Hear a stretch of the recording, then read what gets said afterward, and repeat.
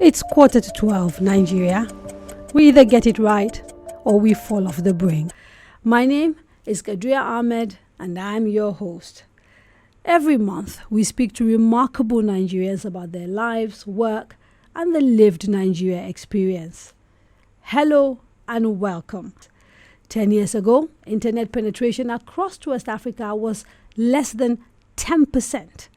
Forward-thinking engineer Funke Opeke then set out to tackle this problem by building a company that would meet the connectivity needs of the region. And today, internet penetration across West Africa has been elevated to 40% due to the work of tech pioneers like Ms. Opeke. She's currently the CEO of MainOne Cable Company, which is West Africa's leading communication services and network solutions provider, and was recently acquired by Equinix, a global digital infrastructure company. I'm sure you now understand why I'm so pleased to welcome this trailblazer to 11:45. Welcome, Ms. Opeke. Thank you, Kadaria.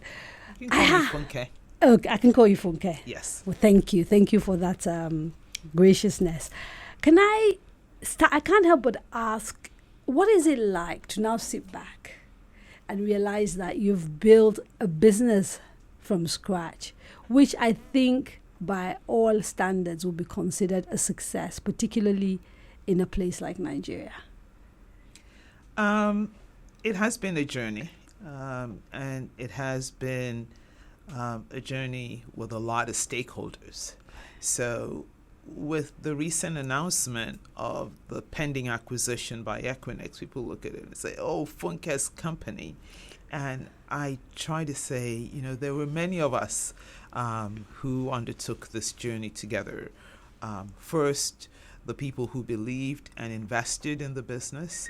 Starting from 12 years ago, I started raising capital, and who stayed with me all of the journey this 12 years. So we've had investor money for 12 years, and they've also served on our board of directors, guiding and shaping the money and the direction of the business. We've had team members who have worked, as you said, pioneering across the region, trying to work with regulators to deploy services, to build infrastructure.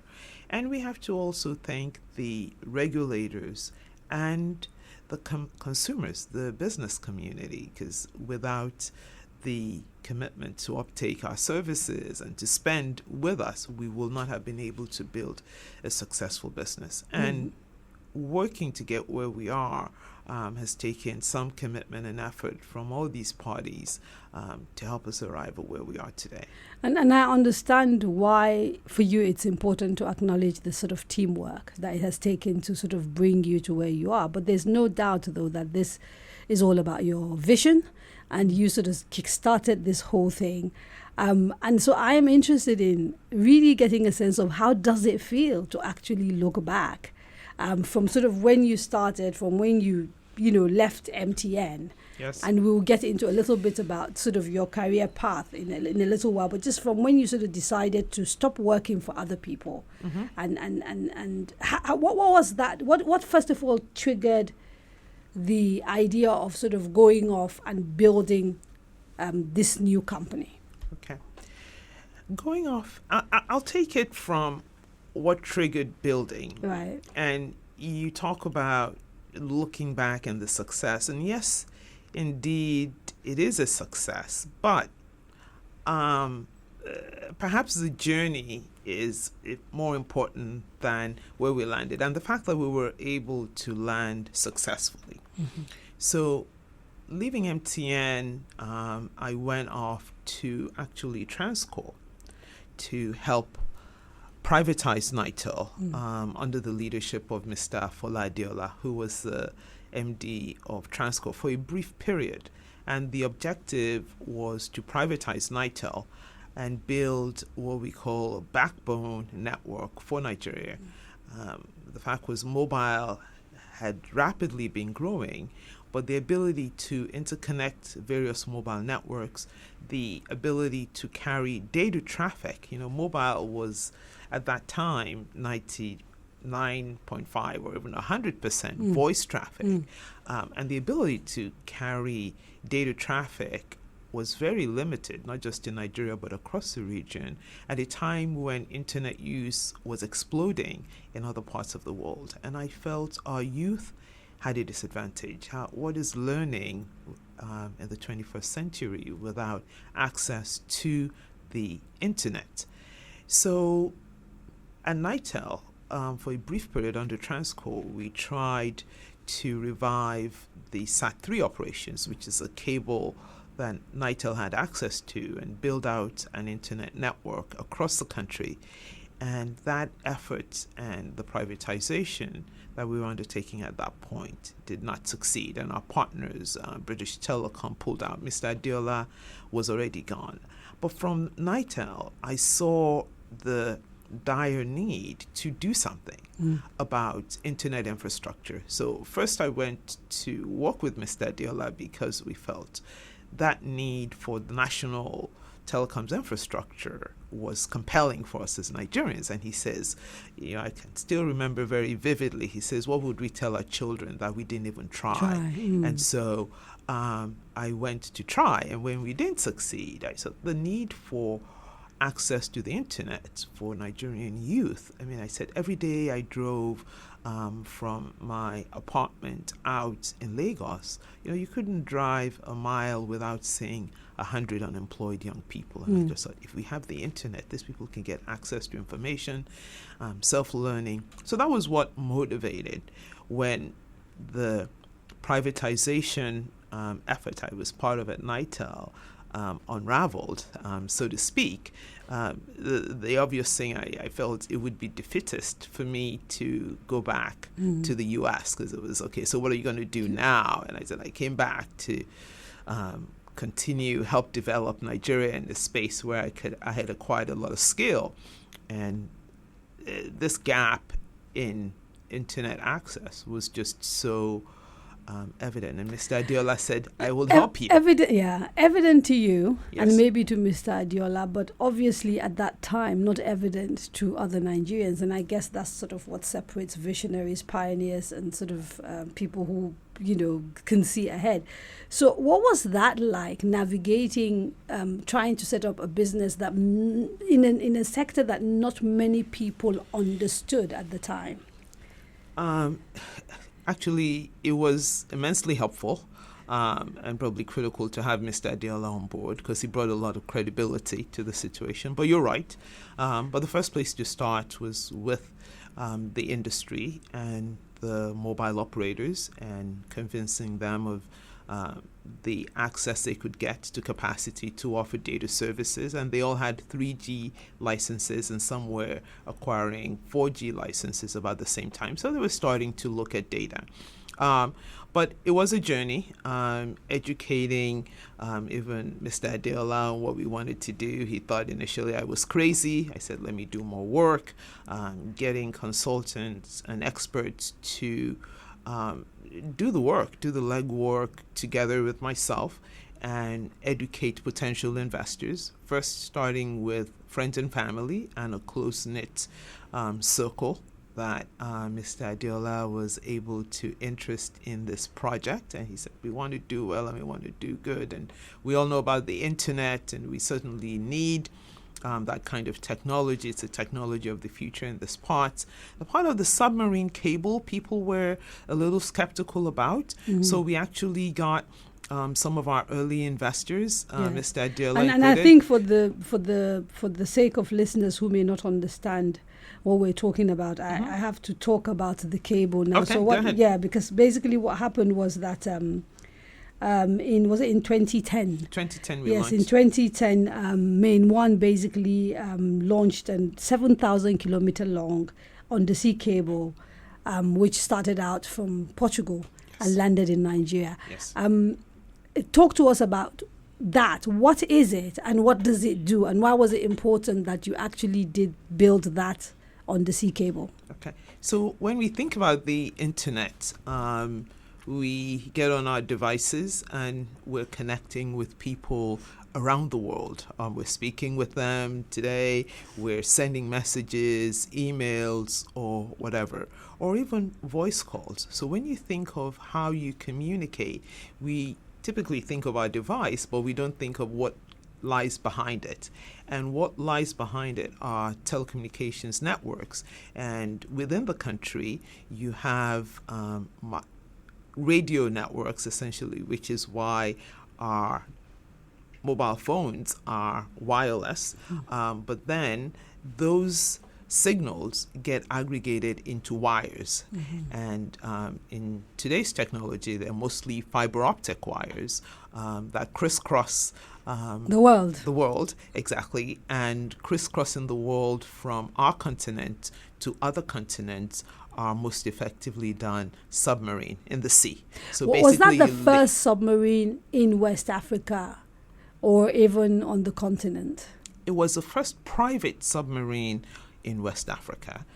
There was a previous submarine cable, SAT-3, that was laid by African governments, and it ran all the way from Portugal to South Africa, landing in many different countries. And it was called a consortium cable controlled by governments. And, it was laid in, I think, 1990 or something, 1999. So we could have actually had a head start if this had been sort of functioning properly. Yes, we could have had a head start, and Nitel had custody of the landing in Nigeria. The succeeding company today still has custody of it, but it was never fully exploited, so to speak, to deliver services. And so coming out of Nitel and having seen how I'm trying to privatize Nitel and having seen how that was not working, I felt if we could build the missing part of the infrastructure, because the mobile companies were already connecting us in country and we could already make international calls by satellite.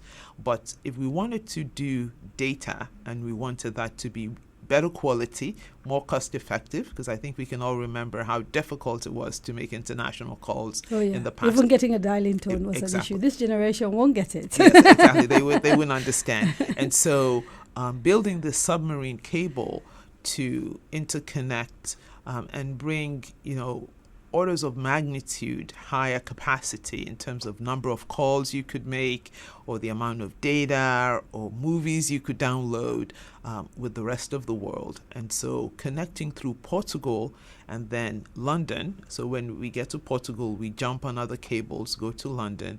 And in those two markets, you're connecting with hundreds, literally, they're major hubs for telephone companies from around the world. And so that's how information is exchanged. So be it your information from Google, from Facebook, from Microsoft, so I have to flows ask you, over those kind of. I have to ask you, is your cable operating at full capacity?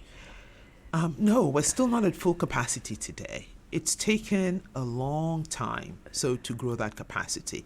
So when these cables are built and with the technology that's available globally, it's a lot of capacity. You're even getting cables today with more capacity. But when you look at data consumption here and how well we are connected within the country, there's still significant limitations.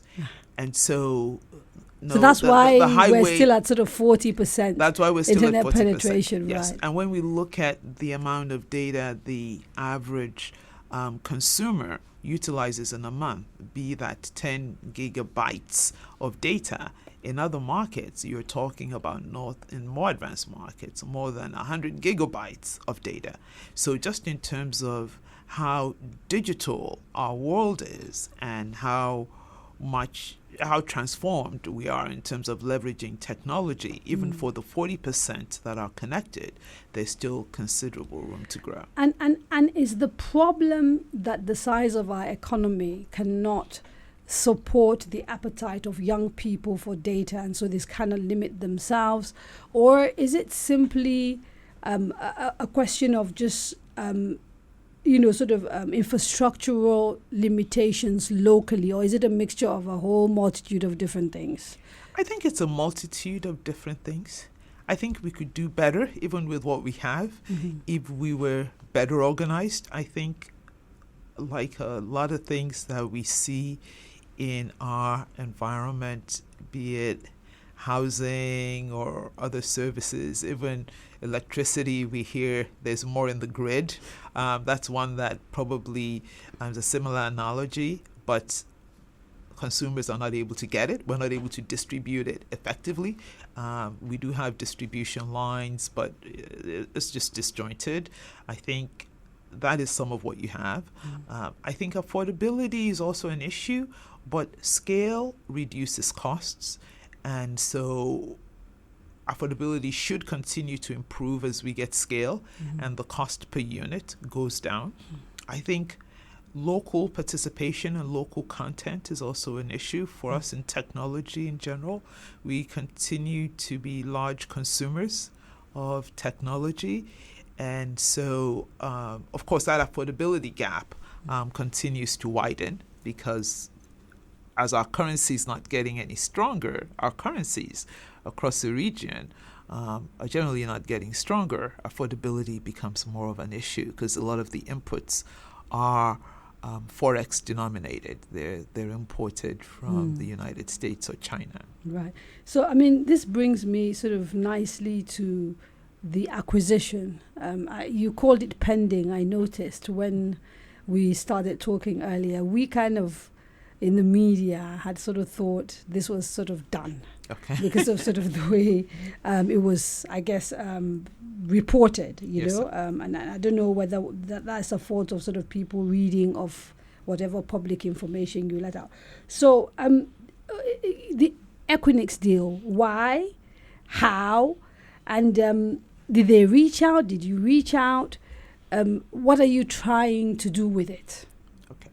So the pending, because we have an Equinix and the shareholders of MainOne have signed an agreement that, subject to certain conditions being met, including regulatory approvals in Nigeria, Ghana, and other countries in which we operate, that approving the transaction, they would acquire MainOne.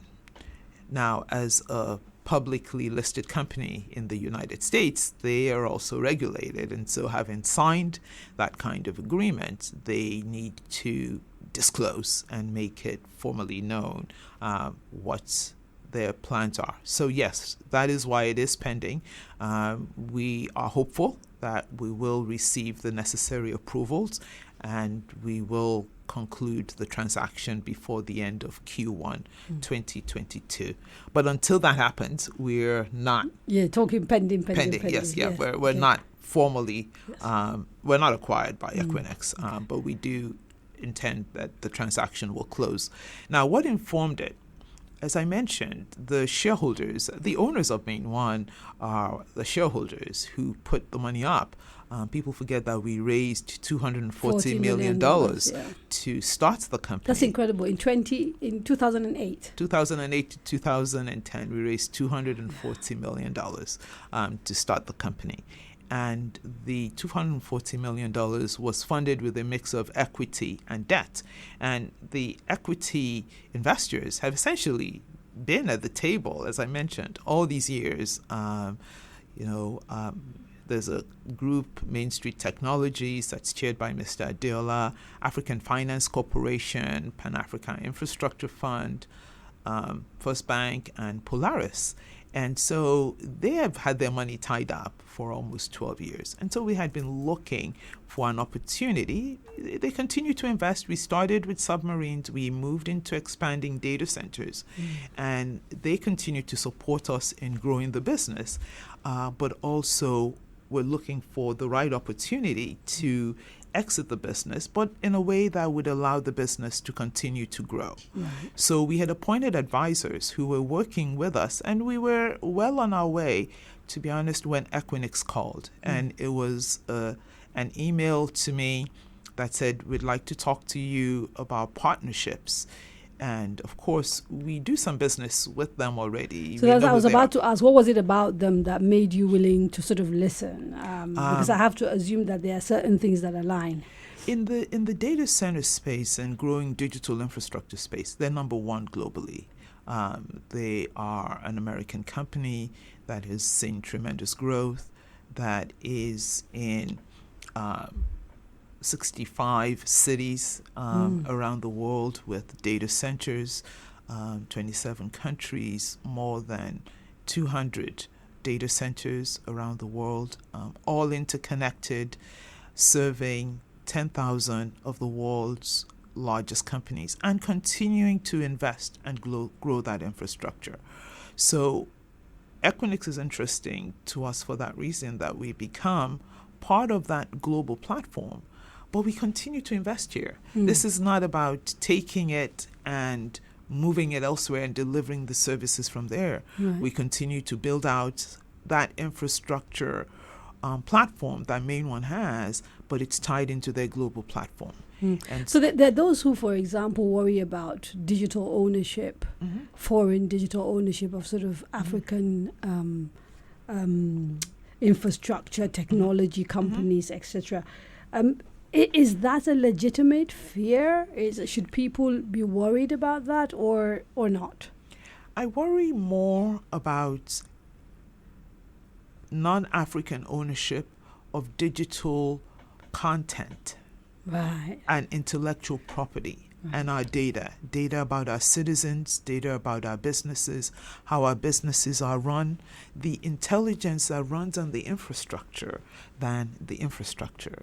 The infrastructure is plumbing, but the data is where the value is. And I think this is probably why, because tech is not that well understood here, which is where sort of the confusion comes in. So if we use the analogy, say, of this studio, right? If I own this little room, there's an assumption that everything inside it belongs to me. Yes. And so when Equinix acquires a MainOne, which sort of houses a data center, which is sort of, I think, probably the biggest that there is in West Africa. In West Africa, and given sort of that you service, in addition to sort of you work with some of the biggest companies as well in West Africa, sort of processing the stuff, providing them with the infrastructure to move things around.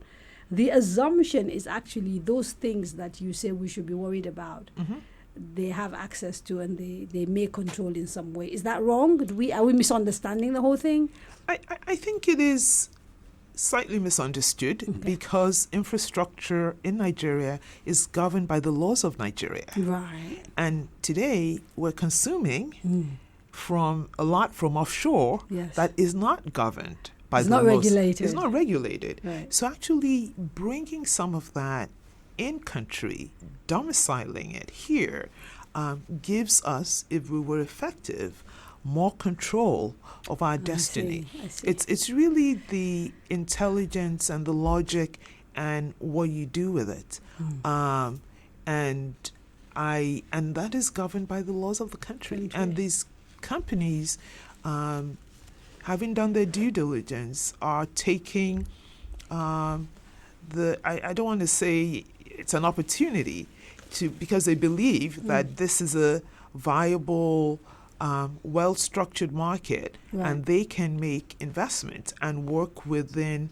existing regulations to support the growth of the digital industry. So I at the infrastructure level, lesser concern because the investments are here. So we're in it together, so to speak.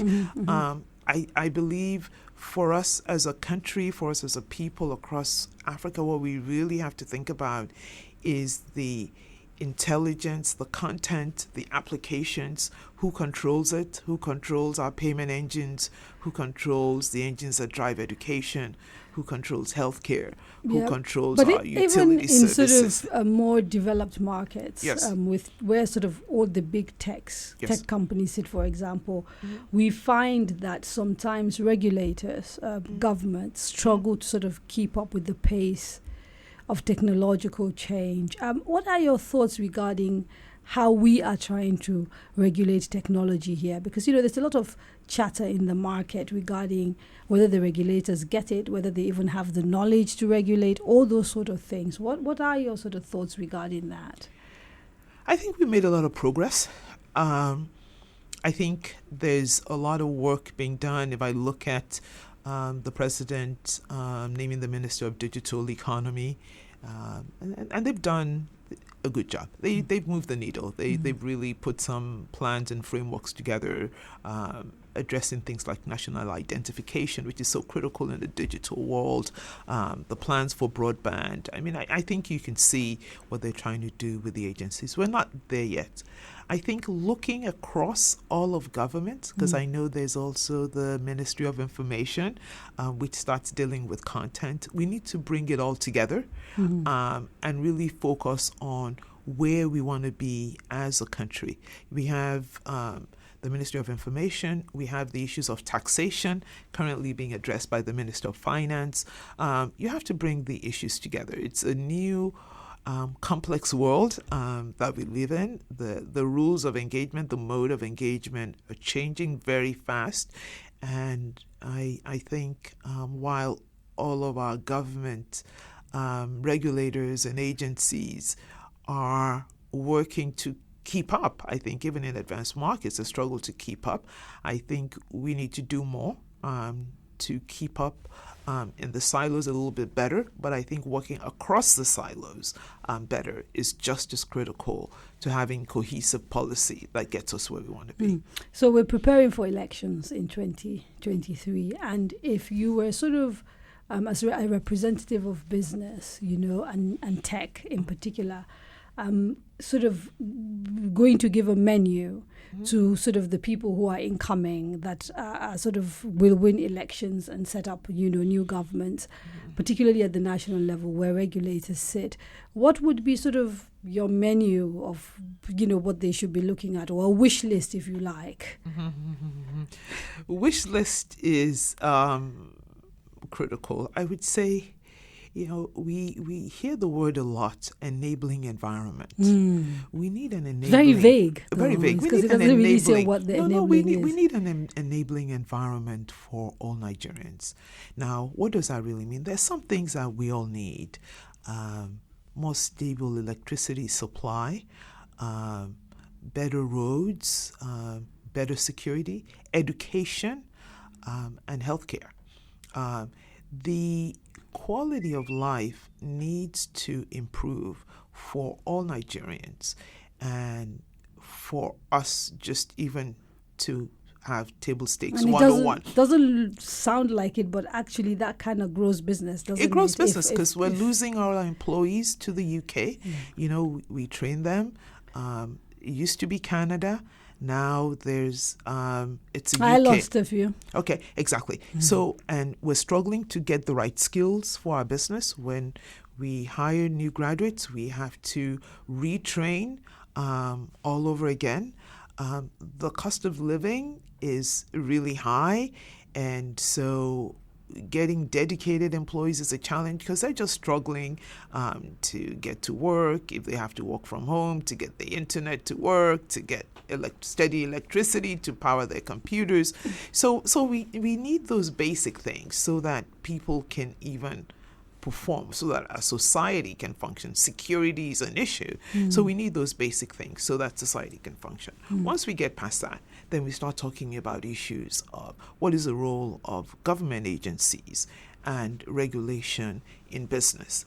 And just as I mentioned earlier, I would like to see more cohesive policies, results-oriented. We have lots of plans. I think if you look in this administration, I don't know, it was EGRP, Economic Growth and Recovery Plan.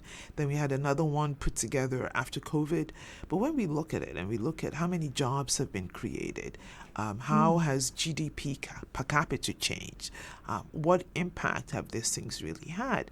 And some of the challenges we know have to be resolved. How efficient is it importing goods into the country that you have to go through a proper port? When we look at foreign exchange rates and inputs into a lot of businesses, and the escalating costs in Naira. I mean, I think those are the real things. Those are the real measures of, are we creating a better life for Nigerians? Are Nigerians better able to afford the kind of life that they aspire to in Nigeria today? Haven't played by the rules, haven't done everything they're supposed to do. Yeah. And I think that's where the government needs to focus. I think Nigerians are talented. We see them succeeding all here and all over the world. And I think government just needs to focus on getting results in those areas. And I think Nigerians are brilliant enough to do the rest. I think issues of unity, we need to forget about tribalism and just think of excellence, merit. Let the best Nigerians get us there, and we'll all be then be yes, fine. we'll yes. all then be fine. Yeah. So those are my views. And I mean, the thing is, so despite the sort of beating that Nigeria generally gets, because we are getting a lot of things wrong, like you said, insecurity, etc., etc. What happens though is when you see the sort of pending acquisitions like the one MainOne has with Equinix, it kind of encourages people to think, well, there's something that is working here if people are sort of interested in sort of coming to us and investing. But the one thing about that pending acquisition that caused a lot of chatter was the amount. Yes. And yes. And they kind of look at what you've done, a pioneer company, and then the sort of initial investment that went into it. Could you talk us through how valuations work in tech and acquisitions, and so people kind of understand? Yes. Okay. So no, that's a great question. And the value for the acquisition is 320 million. And people said, "Oh, MainOne is not a unicorn." But the reality is valuations are based on earnings potential. And also valuations differ based on the currency of payment. Is it cash or is it stock? So this is a cash payment to investors that they will receive for the investment they made in MainOne based on earnings. Now, software, I mean, why is Tesla or Facebook valued at much higher multiples than Verizon or Tesla than Toyota or General Motors? I mean, I think the different segments have different multiples and ratios by which they are valued.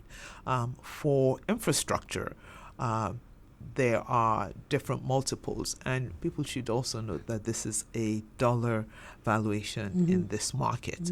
So it is based on the enterprise value and the equity value of the company.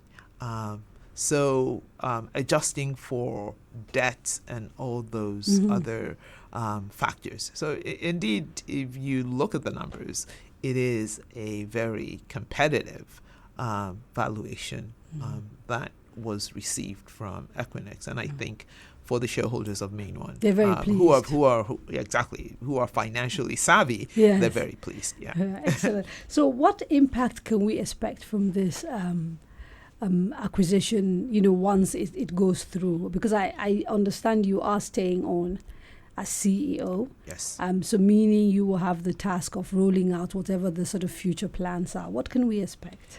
The future plans, I think, for our region in the immediate are bigger, faster, and better. So what Equinix is seeking to achieve with us is how do we deliver more services, both for local companies, so you're in media, how do we create those platforms? How do we bring their platforms, Platform Equinix, which is servicing 10,000 global companies, how do we bring that to Nigeria, Ghana, and Cote d'Ivoire in the first instance and make those same services available? So you talk about our entrepreneurs. So our startups here can provide services off this platform and be providing services across the world.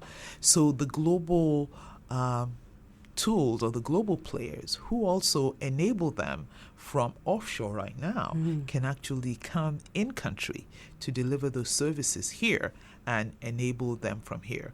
and also that global players who are delivering services to Nigeria can actually now bring the data here as opposed to servicing those companies from offshore. So our initial focus is really to drive digital transformation deeper and deploy more infrastructure using having now access to the immense resources they have and the focus on growth in this part of the world. In addition, they have an agenda. This is their first entry into Africa, and they wanted to come in to the largest market, the economy with the largest GDP, which gives them a lot of bang for the buck. But we're also looking at other parts of the continent and what growth we can drive across the continent. And I'm particularly interested in the fact that, again, because you're a pioneer, Yes. started working in an industry that many didn't really understand or know. You've built this business. And now you're kind of watching a younger generation of tech entrepreneurs, the Paystacks, the Flutterwaves, the Andelas, coming. And I know that based on sort of chats we've had before and also my research, that some of them are actually your clients. Yes. Yeah. What does that feel like to sort of look at the development in that space and sort of look at, the journey in the last 12 years and having all these young people now sort of doing amazing stuff? You asked when we started, what was, how did it feel like? Yes. With the company going to be acquired by Equinix. Actually, enabling the startups through the years has been one of the most gratifying parts of this journey. And the technology that we've rolled out is what enable online business models to happen. And for any one of them that I run into or that gets declared a unicorn and I congratulate, they'll say, oh, we couldn't have done it without you. That is perhaps the most gratifying part of this journey. So the enablement that technology brings, that digital infrastructure brings, is huge in terms of creating opportunity and jobs. And to see our young people take advantage of that and build and succeed, I think couldn't make me happier. So that indeed is a gratifying part of now, my I experience. can't finish this interview without talking to you about two things. And I know I've kept you here for a while. I've been sort of very conscious of the time that we don't have too much time left. But women in tech. Yes. Big thing because particularly in this part of the world, not many go into a STEM education. I understand when you were at uni, you were the only girl in your class studying electrical engineering. What should we be looking to do if we're looking to sort of encourage more women in the tech space? And are there sort of challenges that are peculiar to being a woman in tech? Or is it just the sort of usual things where you sort of just excel at what you do and focus on the work? I think we need to do more to encourage women in tech.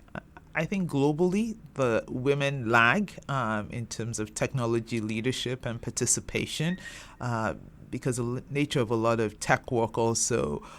Some of it could be solitary, just a lot of doggedness and dedication. But I think in a lot of other career paths to get to the top, women who do get to the top also have to make a lot of sacrifices. So I'll put that aside.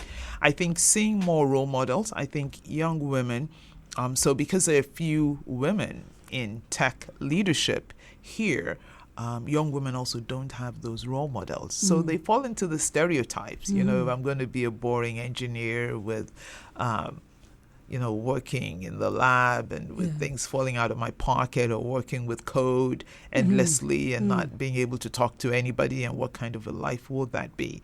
And so people form the stereotypes and they don't want to pursue technology careers. And I think by having access and seeing more women leaders. I mean, you're in media. I mean, you're probably half tech and half media, because media is so influenced by technology. And especially actually these days going forward, if Yes. you sort of digitalization is meant, you've got to be sort of thinking that way and working that way. Otherwise, you get left behind. Yes. So I think more role models.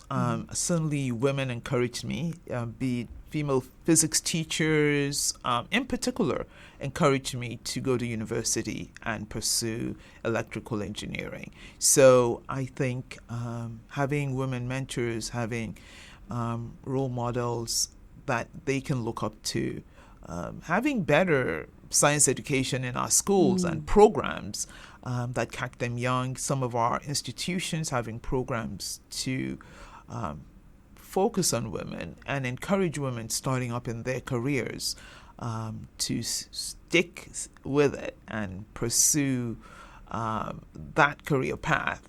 I think those are some of the things that could be done.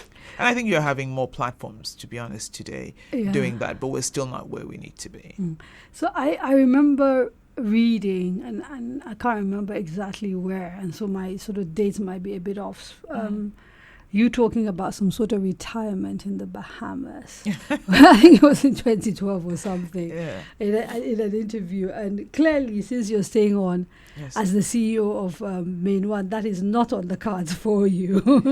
Not in the immediate, but someday I would like to retire. And, you know, when you've worked so hard, I mean, maybe after a particularly long week and you're being interviewed, I think I said, I'd love to retire on the beach in the Bahamas, because you just want to be able to, you know, take time off where you don't have to get to that next meeting or that next report. Or so yes, someday soon I would like to retire, but not yet. Yeah, outside tech, what are your sort of other passions? How do you unwind? I mean, we used to do a yoga class together, so I know you do yoga, but what else are the things that, because, you know, you hear from people who are in sort of high stress jobs like yours, so sort of building things from the ground up, that the self also matters, and that you must take time out for yourself. Is that also your philosophy, and how do you deal with the pressures? I deal with the pressures by trying to be in the now, present, and what I can control, and dealing with it and letting what is not fall off and then picking up. So you're constantly prioritizing and reprioritizing, and you try not to offend, but you just have to be true to yourself. Yoga remains a passion.